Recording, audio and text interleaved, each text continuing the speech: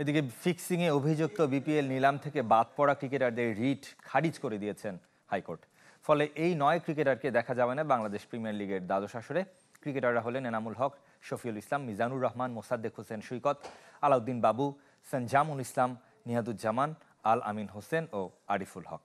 আজ ক্রিকেটারদের রিটের পরিপ্রেক্ষিতে সুপ্রিম কোর্টের হাইকোর্টের বিভাগের একটি ডিভিশন বেঞ্চ সংক্ষিপ্ত শুনানি শেষে তা নাকচ করে দেন। বেঞ্চে ছিলেন বিচারপতি শিকদার মাহমুদুর রাজি এবং বিচারপতি রাজিউদ্দিন আহমেদ। শুনানিতে আবেদনকারীদের পক্ষে যুক্তি উপস্থাপন করেন সুপ্রিম কোর্টের সিনিয়র আইনজীবী ব্যারিস্টার রুহুল কুদ্দুস কাজল। বিসিবির পক্ষে ছিলেন আপিল বিভাগের আইনজীবী barrister Mahin M Rahman. Match fixing এই জিনিসগুলোকে আসলে প্রতিরোধ করার খুবই প্রয়োজন ক্রিকেটে, এবং এইটার উদ্দেশ্যে আসলে তাদেরকে এই বিপিএল এর 12th এডিশনে তাদের অকশন লিস্ট থেকে তাদেরকে বাদ দেওয়া হয়েছে।